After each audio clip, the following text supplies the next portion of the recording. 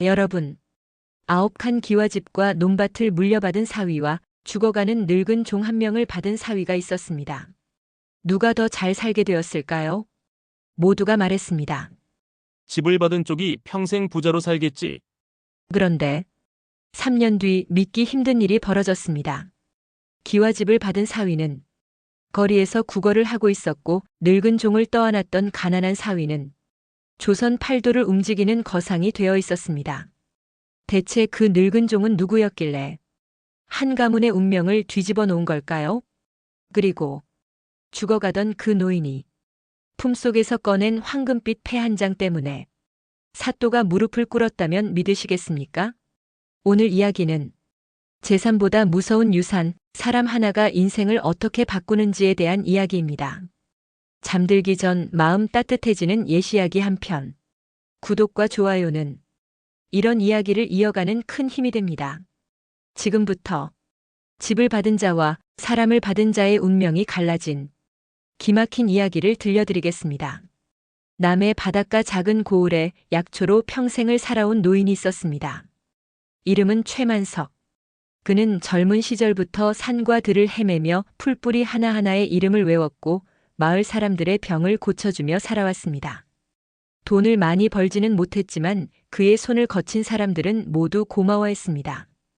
그에게는 딸이 둘 있었습니다. 첫째 연화는 일찍이 부유한 염전 상인 집안으로 시집을 갔습니다. 혼례날 연화의 신랑 도지는 비단 옷을 입고 왔고 하객들은 그 집안의 재산을 입에 올리며 부러워했습니다. 둘째 소담은 가난하지만 성실한 나무꾼 도현과 혼인했습니다. 도현은 혼례날 손때 묻은 저고리를 입고 왔고 예물은 손수 깎은 나무 빗 하나였습니다. 하객들은 안타까워했습니다. 최만석은 그날 밤 두 딸의 얼굴을 번갈아 보며 긴 한숨을 쉬었습니다. 무엇을 생각했는지는 아무도 몰랐습니다. 세월은 흘렀습니다. 큰딸 연화는 넓은 기와집에서 살았고 작은 딸 소담은 산기슭 오두막에서 살았습니다. 두 딸은 1년에 한두 번 아버지를 찾아왔지만 그 발걸음의 무게는 달랐습니다. 연화는 종종 하인을 보내 무난 인사를 전했고 소담은 직접 걸어와 아버지의 손을 씻겨드렸습니다. 최만석은 그 모든 것을 말없이 지켜보았습니다. 그리고 어느 늦가을 노인은 병석에 눕게 되었습니다. 기침이 멈추지 않았고 몸은 점점 가벼워졌습니다. 마을 사람들은 알았습니다. 이제 오래지 않았다는 것을. 두 사위가 불려왔습니다.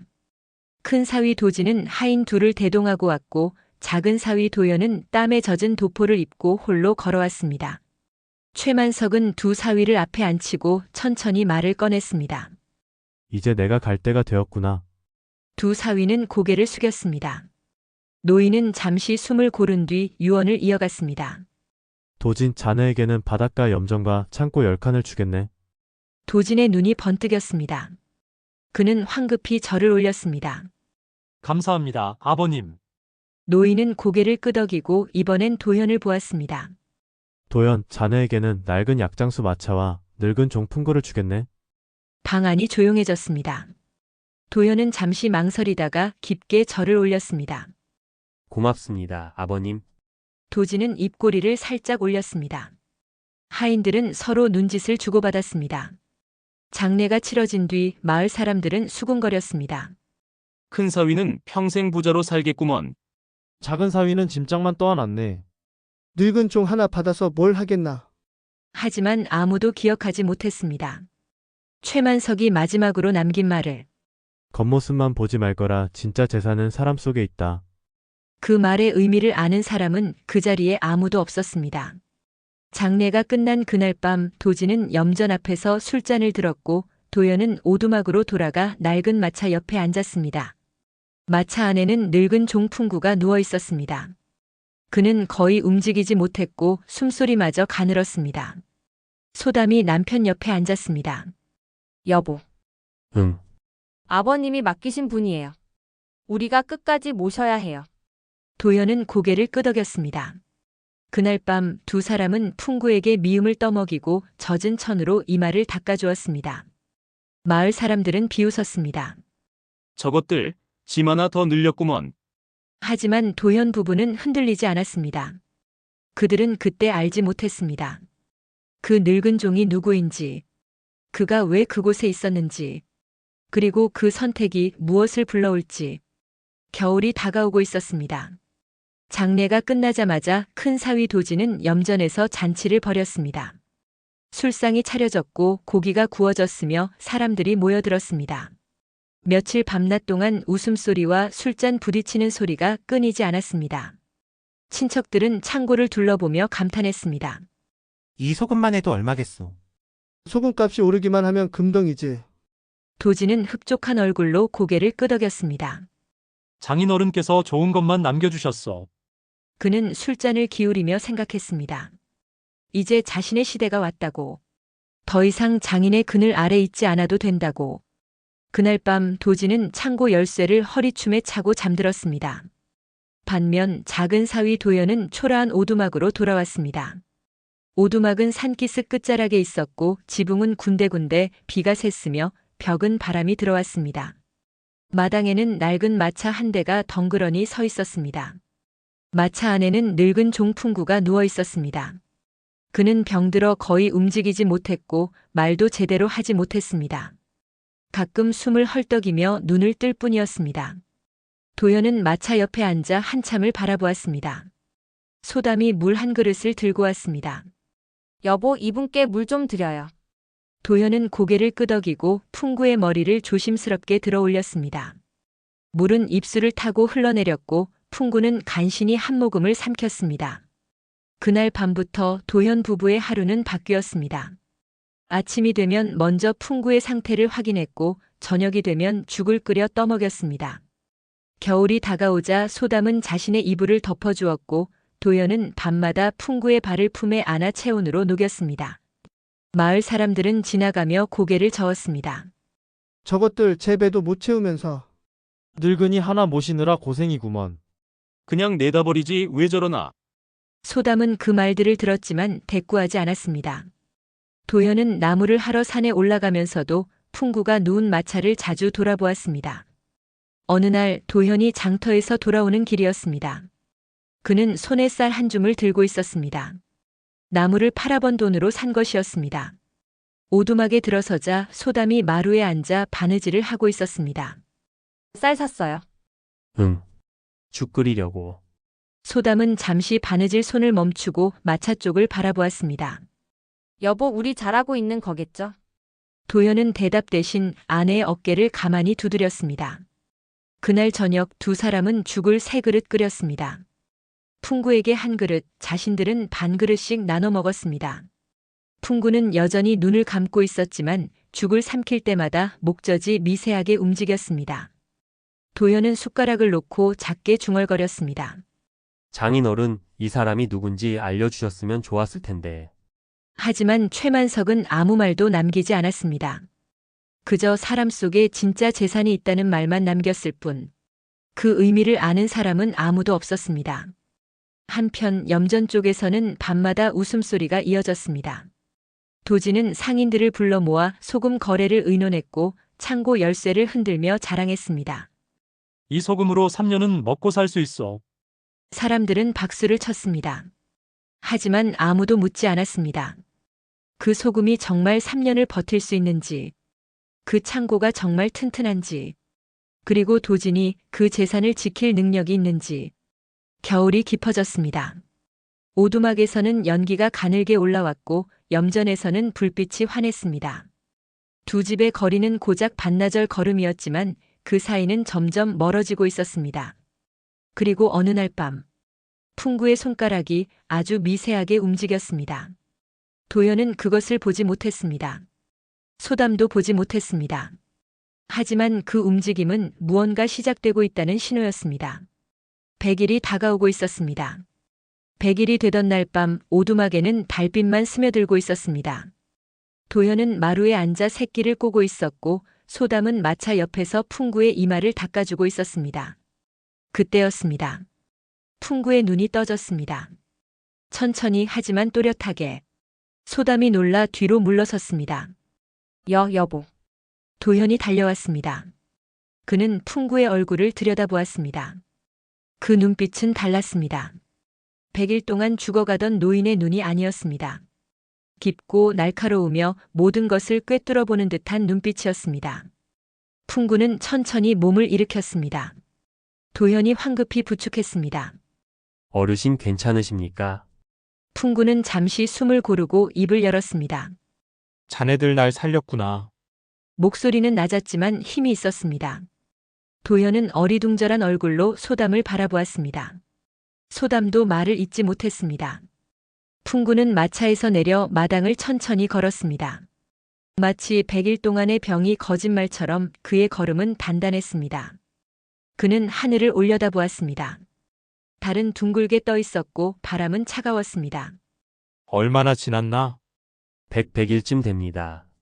풍구는 고개를 끄덕였습니다. 그렇군. 그는 도현을 돌아보았습니다. 자네, 내가 누군지 알고 있나? 아닙니다. 장인 어른께서는 아무 말씀도 하지 않으셨습니다. 풍구는 잠시 침묵했습니다. 최 영감은 좋은 분이셨네. 끝까지 약속을 지켰어. 도현은 무슨 말인지 알 수 없었습니다. 풍구는 오두막 안으로 들어가 앉았습니다. 소담이 급히 차를 끓여내왔습니다. 이제 내가 보답할 차례일세. 풍구는 차를 한 모금 마시고 도현을 똑바로 보았습니다. 내일 아침 장터로 가게. 장터로요? 그렇네. 버려지는 소금 자루 찢어진 천을 모두 사오게. 값이 얼마든 상관없네. 도현은 눈을 깜빡였습니다. 소금 자루요? 찢어진 건 말입니까? 그렇네. 아무도 거들떠보지 않는 그런 것들 말일세. 이상한 말이었습니다. 하지만 도현은 더 묻지 않았습니다. 100일 동안 풍구를 돌보며 느낀 것이 있었습니다. 이 노인은 보통 사람이 아니라는 것을. 다음 날 아침 도현은 장터로 갔습니다. 사람들은 그를 보고 고개를 갸우뚱했습니다. 찢어진 소금 자루를 사겠다고. 그걸 사서 뭘 하려고? 도현은 대답하지 않고 자루를 하나씩 모았습니다. 상인들은 기꺼이 내주었습니다. 어차피 버릴 것들이었으니까. 이틀, 사흘, 나흘. 도현은 장터를 돌며 찢어진 천과 자루를 모았습니다. 오두막 마당에는 그것들이 산처럼 쌓였습니다. 마을 사람들은 지나가며 비웃었습니다. 저것들 미쳤나? 쓰레기 모아서 뭘 하겠다고. 하지만 풍구는 흔들리지 않았습니다. 그는 도현과 소담에게 지시했습니다. 이제 이것들을 씻고 말리게. 도현 부부는 며칠 동안 천을 씻고 말렸습니다. 손은 터졌고 허리는 굽었지만 멈추지 않았습니다. 풍구는 마른 천을 펼쳐놓고 자르기 시작했습니다. 이렇게 잘라서 이렇게 엮으면 되네. 그의 손놀림은 빨랐습니다. 마치 평생 이 일을 해온 사람처럼. 며칠이 지나자 두꺼운 방수포가 만들어졌습니다. 도현은 그것을 들어 올려 보았습니다. 튼튼했고 물이 스며들지 않았습니다. 이게 무엇에 쓰는 것입니까? 풍구는 대답하지 않고 하늘을 올려다보았습니다. 구름이 빠르게 흘러가고 있었습니다. 곧 큰 비바람이 온다. 도현은 하늘을 보았습니다. 맑았습니다. 구름 한 점 없었습니다. 비가 온다고요? 그렇네. 이 고을 사람들이 한 번도 겪어보지 못한 비가. 풍구는 방수포를 접으며 말했습니다. 준비하게. 이건 시작일 뿐이니. 도현은 알 수 없었습니다. 이 노인이 무엇을 보고 있는지, 무엇을 준비하고 있는지. 하지만 그는 믿기로 했습니다. 그날 밤 바람이 불기 시작했습니다. 처음엔 약했지만 점점 강해졌습니다.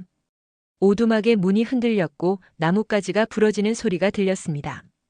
풍구는 마루에 앉아 바람 소리를 들으며 눈을 감았습니다. 이제 시작이구나. 그는 작게 중얼거렸습니다. 멀리 염전 쪽에서는 아무 소리도 들리지 않았습니다. 도지는 그날 밤에도 술을 마시며 잠들었습니다. 그는 알지 못했습니다. 무엇이 다가오고 있는지, 그리고 그 태풍이 모든 것을 바꿔놓을 것이라는 것을. 사흘 뒤 하늘이 어두워지기 시작했습니다. 먼 바다에서 검은 구름이 밀려왔고 바람은 점점 거세졌습니다. 마을 사람들은 불안한 얼굴로 하늘을 올려다보았습니다. 이상하네. 이맘때 태풍이 올 리 없는데. 올해 날씨가 이상해. 하지만 준비하는 사람은 없었습니다. 태풍은 늦여름에나 오는 것이라 믿었으니까. 오직 도현 부부만이 방수포를 단단히 묶고 오두막 지붕을 보강했습니다. 풍구는 마당에 서서 바람을 맞으며 말했습니다. 내일 저녁 폭풍이 온다. 그날 밤부터 비가 내리기 시작했습니다. 처음엔 가랑비였지만 아침이 되자 억수같이 쏟아졌습니다. 천둥이 울렸고 번개가 하늘을 갈랐습니다. 바람은 나무를 꺾었고 지붕을 날렸으며 담장을 무너뜨렸습니다. 염전 쪽에서 비명소리가 들렸습니다. 창고가 무너진다. 소금이 젖는다. 천막을 덮어라. 도지는 비를 맞으며 창고 앞에 서 있었습니다. 창고 지붕은 이미 반쯤 날아갔고 안에 쌓인 소금 더미는 빗물에 젖어 흘러내리고 있었습니다. 천막을 가져와. 하인들이 천막을 끌고 왔지만 바람에 찢어졌습니다. 다른 천막은 없나? 이게 마지막입니다. 도지는 이를 갈았습니다. 비는 밤새 내렸고 다음 날도 그 다음 날도 멈추지 않았습니다. 염전은 물에 잠겼고 창고는 반쯤 무너졌으며 소금은 절반이 씻겨 내려갔습니다. 도지는 진흙탕에 주저앉아 하늘을 올려다보았습니다. 이럴 수가. 그의 목소리는 떨리고 있었습니다. 사흘째 되던 날 비가 그쳤습니다. 마을은 폐허가 되어 있었습니다. 지붕은 날아갔고 담장은 무너졌으며 밭은 물에 잠겼습니다. 염전 상인들은 망연자실한 얼굴로 창고 앞에 모여 있었습니다. 이제 어쩌나. 소금은 다 젖었고 천막은 찢어졌고. 말릴 방법이 없어. 그때 누군가 말했습니다. 천막 파는 곳도 다 떨어졌대요. 뭐?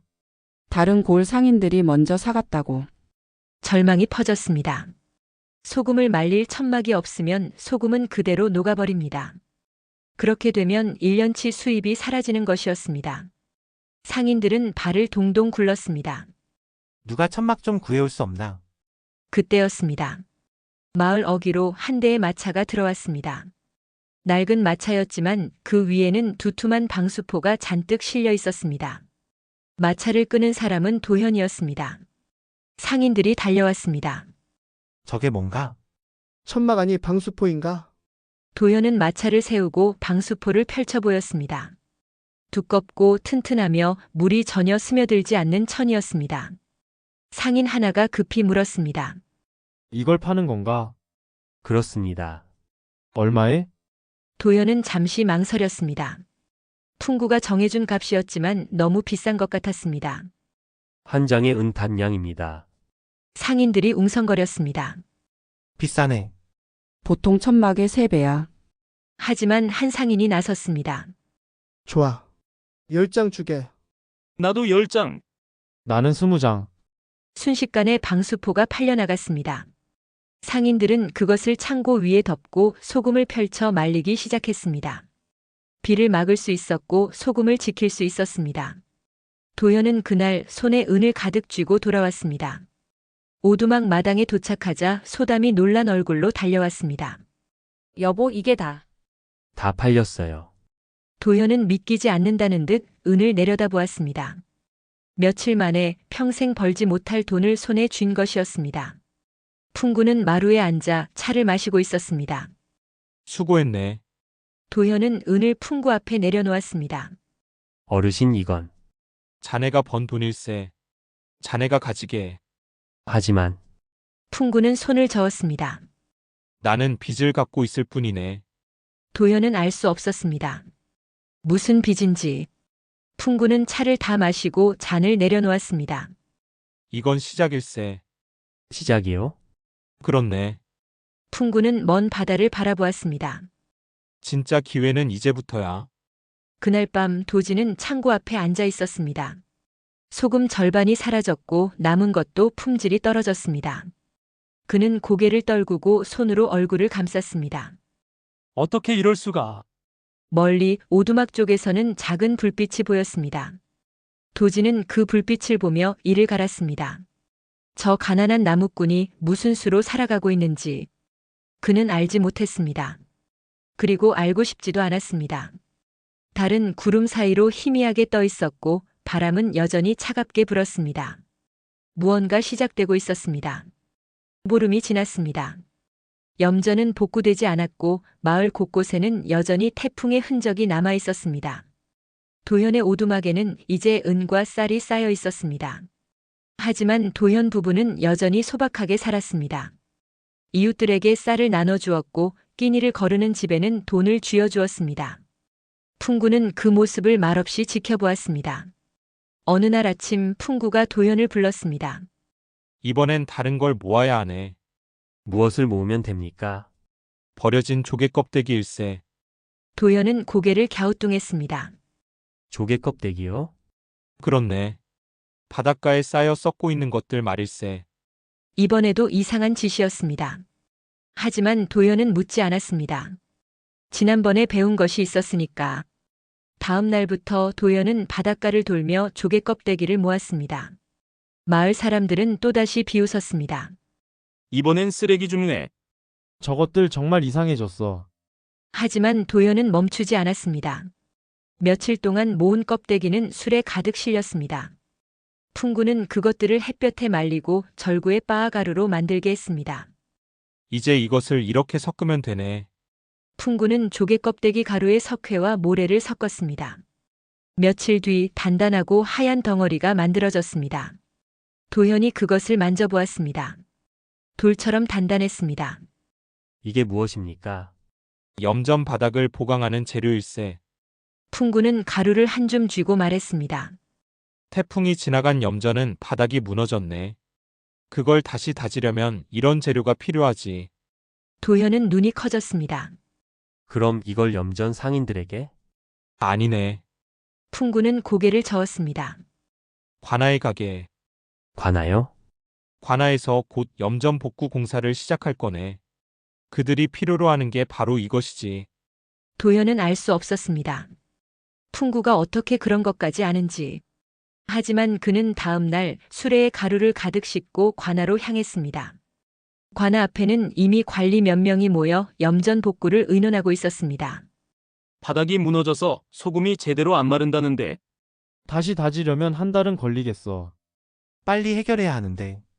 도현이 다가갔습니다. 저 실례지만 관리들이 돌아보았습니다. 뭔가? 염전 바닥을 보강할 수 있는 재료를 가져왔습니다. 관리 하나가 코웃음을 쳤습니다. 자네가 뭘 안다고. 도현은 수레에서 가루를 한 줌 꺼내 보였습니다. 이것을 물에 섞어 바르면 하루 만에 굳습니다. 그리고 소금이 더 빨리 마릅니다. 관리들이 서로 얼굴을 바라보았습니다. 정말인가? 시험해 보시겠습니까? 관리 한 명이 가루를 받아들고 염전으로 갔습니다. 그는 무너진 바닥 한 귀퉁이에 가루를 물에 섞어 발랐습니다. 하루가 지났습니다. 관리가 다시 염전에 갔을 때 그 부분은 돌처럼 단단하게 굳어 있었습니다. 그리고 그 위에 뿌린 소금은 다른 곳보다 훨씬 빨리 말라 있었습니다. 관리는 달려와 도현을 불렀습니다. 이걸 얼마나 만들 수 있나? 얼마든지 만들 수 있습니다. 좋아. 이 골 모든 염전에 쓸 만큼 만들어라. 돈은 관아에서 지불하겠다. 도현은 고개를 숙였습니다. 감사합니다. 그날부터 도현은 바닷가를 돌며 조개 껍데기를 모았고 풍구는 그것을 가루로 만들었습니다. 소담은 가루를 포대에 담아 관아로 날랐습니다. 한 달이 지나자 관아는 도현에게 거액을 지불했습니다. 방수포로 번 돈보다 훨씬 많은 액수였습니다.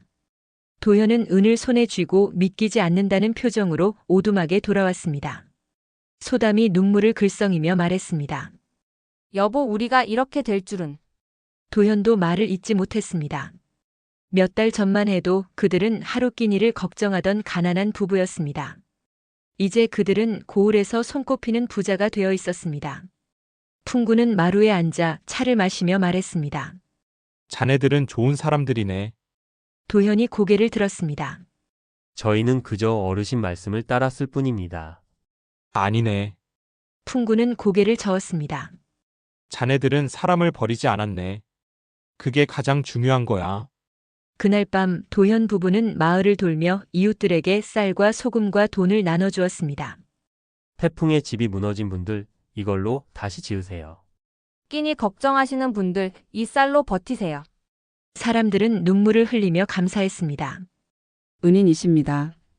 이 은혜를 어떻게 갚아야? 도현은 손을 저었습니다. 저희도 받은 게 있어서 나누는 겁니다. 그 말이 무슨 뜻인지 마을 사람들은 알지 못했습니다. 한편 염전 쪽은 여전히 어두웠습니다. 도진의 창고는 절반이 비어 있었고 빚은 점점 늘어나고 있었습니다. 그는 밤마다 술을 마셨고 아침이면 머리를 쥐어뜯었습니다. 어느 날 그는 문득 생각했습니다. 작은 사위가 어떻게 저렇게 살고 있는 거지? 그는 몰래 오두막 쪽을 찾아갔습니다. 하지만 마당에 당도하기 전 발걸음을 멈췄습니다. 오두막에서는 웃음소리가 들렸고 따뜻한 불빛이 새어나왔습니다. 도진은 그 빛을 보며 주먹을 쥐었습니다. 그리고 돌아섰습니다. 무언가 잘못되어 가고 있었습니다. 하지만 그는 인정하고 싶지 않았습니다. 달은 구름에 가려져 있었고 바람은 차갑게 불었습니다. 석 달이 지났습니다. 도현 부부의 삶은 완전히 달라져 있었습니다. 오두막은 여전히 초라했지만 그 안에는 평화가 있었습니다. 풍구는 매일 아침 마당에 나와 하늘을 보며 무언가를 생각했고 도현 부부는 그의 말을 따랐습니다. 그렇게 번 돈은 대부분 마을로 흘러갔습니다. 하지만 도진의 염전은 무너지고 있었습니다. 태풍 피해를 복구하지 못한 채 빚만 쌓여갔습니다. 그는 급한 마음에 한양에서 온 상인의 말을 믿었습니다. 이 염전에 투자만 하면 3개월 안에 2배로 불어납니다. 도진은 남은 땅을 담보로 돈을 빌렸습니다. 그리고 그 돈을 모두 상인에게 맡겼습니다.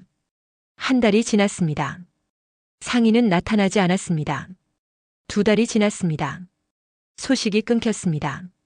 석 달째 되던 날 도진은 깨달았습니다. 사기였다는 것을. 그날 밤 도진은 빈 창고 앞에 주저앉아 울었습니다. 땅도 창고도 소금도 모든 것이 사라졌습니다. 빚쟁이들이 찾아왔고 염전은 남의 손에 넘어갔습니다. 도진은 하룻밤 사이에 모든 것을 잃었습니다. 다음 날 그는 관아로 향했습니다. 눈빛은 어두웠고 입술은 바짝 말라 있었습니다. 사또 앞에 무릎을 꿇고 그는 말했습니다. 고발하겠습니다. 누구를? 작은 사위 도현과 그 집에 있는 늙은 종을 고발합니다. 사또가 눈썹을 올렸습니다. 무슨 제목으로? 도진은 이를 갈았습니다. 저 늙은 종이 우리 집안의 비법을 훔쳤습니다. 장인어른께서 평생 쌓아온 장사 비법을 몰래 빼돌려 작은 사위에게 넘긴 겁니다. 증거가 있는가? 있습니다. 도진은 거짓말을 이어갔습니다. 저 종은 원래 우리 집안 사람이었습니다. 장인어른의 비법을 모두 알고 있던 자입니다.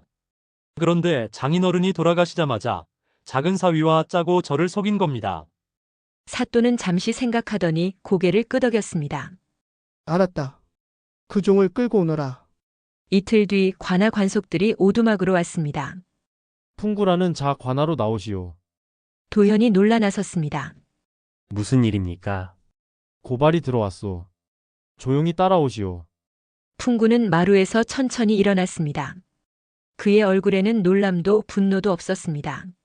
알겠네. 소담이 울먹이며 매달렸습니다. 어르신 무슨 일이에요? 걱정 말게. 곧 돌아올 테니. 풍구는 관속들을 따라 관아로 향했습니다. 도현은 그 뒷모습을 보며 주먹을 쥐었습니다. 관아 마당에는 이미 도진이 서 있었습니다. 그는 풍구를 보자 손가락으로 가리키며 소리쳤습니다. 저자입니다. 저 종놈이 우리 집안 비법을 훔친 자입니다. 사또가 풍구를 내려다보았습니다. 내가 풍구냐? 풍구는 고개를 끄덕였습니다. 그렇습니다. 도진의 말이 사실이냐? 풍구는 잠시 침묵했습니다. 그리고 천천히 입을 열었습니다. 아닙니다. 그럼 내가 가진 장사 비법은 어디서 배운 것이냐? 풍구는 대답하지 않았습니다. 도진이 또다시 소리쳤습니다. 보십시오. 말도 못합니다. 도둑질한 게 분명합니다. 사또가 호통쳤습니다. 조용히 하거라. 그리고 다시 풍구를 보았습니다. 대답하지 않으면 도진의 말이 사실로 인정될 것이다. 풍구는 고개를 들어 사또를 똑바로 보았습니다. 그 눈빛은 깊고 고요했습니다. 그리고 천천히 품속에서 무언가를 꺼냈습니다. 작은 주머니였습니다. 그 안에서 나온 것은 금빛으로 빛나는 왕실 문양이 새겨진 금패였습니다. 관아가 조용해졌습니다. 사또의 얼굴이 창백해졌습니다. 그는 금패를 보자마자 자리에서 벌떡 일어났습니다. 그리고 마당으로 내려와 풍구 앞에 무릎을 꿇었습니다. 때 대행수 어른, 관속들이 모두 무릎을 꿇었습니다. 도지는 무슨 일인지 몰라 얼떨떨하게 서 있었습니다. 풍구는 금패를 도로 집어넣고 조용히 말했습니다. 일어나시게. 사또는 떨리는 목소리로 물었습니다. 어찌하여 이런 곳에? 내 사정이 있었네. 풍구는 도진을 돌아보았습니다. 도진은 그제야 무언가 잘못되었다는 것을 깨달았습니다. 저게 뭡니까? 사또가 소리쳤습니다. 무례한 놈. 이분은 전국 해상 무역을 쥔 거상 강해준 대행수시다. 도진의 다리가 후들거렸습니다. 강해준. 그 이름은 조선 팔도에 모르는 사람이 없었습니다. 바다 위의 모든 장사를 좌지우지하는 최고의 거상이었습니다. 도진은 그 자리에 주저앉았습니다. 강해준은 천천히 그에게 다가갔습니다. 자네는 내가 누군지 몰랐겠지. 도진은 대답하지 못했습니다. 나는 30년 전 최만성 영감께 목숨을 빚졌네. 그분이 날 살리지 않았다면 나는 바다에서 죽었을 거야. 강해준의 목소리는 낮고 차분했습니다. 그래서 나는 약속했네. 은혜를 갚겠다고. 그분이 돌아가실 때까지 종으로 살겠다고. 도진은 입술을 떨었습니다. 나는 두 사위를 시험했네. 강해준은 관아 밖을 바라보았습니다. 탐욕에 빠진 자는 재산을 잃게 하고 사람을 살린 자는 부를 얻게 하려고. 그는 다시 도진을 보았습니다. 자네는 시험에 떨어졌네. 도진은 고개를 떨구고 눈물을 흘렸습니다. 강해준은 돌아서서 관아를 나섰습니다. 오두막으로 돌아가는 길 하늘은 맑았고 바람은 부드러웠습니다. 하지만 그의 마음속에는 무언가 무거운 것이 자리 잡고 있었습니다. 이제 마지막 남은 일이 있었습니다. 관아에서 돌아온 그날 밤 강해준은 마루에 앉아 달을 보았습니다. 도현 부부는 그 옆에 조용히 앉아 있었습니다. 오랜 침묵이 흘렀습니다. 강해준이 먼저 입을 열었습니다. 도연, 예, 어르신. 내 상단을 잇게 해. 도현은 눈을 깜빡였습니다. 예? 자네가 내 뒤를 이어 해상 무역을 이끌게. 소담이 놀라 손으로 입을 막았습니다. 도현은 황급히 고개를 저었습니다. 저는 그럴 그릇이 못 됩니다. 저는 그저 나무를 하던. 그릇은 사람이 만드는 게 아니네. 강해준은 도현을 똑바로 보았습니다. 세상이 만드는 거지. 자네는 이미 증명했네. 사람을 버리지 않는다는 것을. 하지만 이건 명령이 아니라 부탁일세. 강해준의 목소리는 낮았지만 단단했습니다. 나는 늙었네. 이제 누군가에게 넘겨줄 때가 되었어. 도현은 말을 잇지 못했습니다. 강해준은 하늘을 올려다보았습니다. 최 영감께서 날 살려주셨을 때 나는 약속했네. 이 목숨을 헛되이 쓰지 않겠다고. 그래서 장사를 했고 돈을 벌었고 사람을 도왔지. 그는 잠시 말을 멈추었습니다. 하지만 이제 그 시간도 끝나가고 있네. 다음 날 강해준은 도현 부부를 데리고 한양으로 향했습니다. 길은 멀었지만 그들은 천천히 걸었습니다. 한양에 도착했을 때 도현 부부는 말을 잃었습니다. 강해준의 저택은 거대했고 상단의 규모는 상상을 초월했습니다. 선박만 수십 척, 사람만 수백 명. 전국의 물산이 이곳을 거쳐 흘렀고 바다 건너 명나라와의 거래도 이곳에서 이루어졌습니다. 강해준은 도현을 데리고 상단을 둘러보았습니다. 이곳에서 일하는 사람들은 모두 가족일세. 가족이요? 그렇네.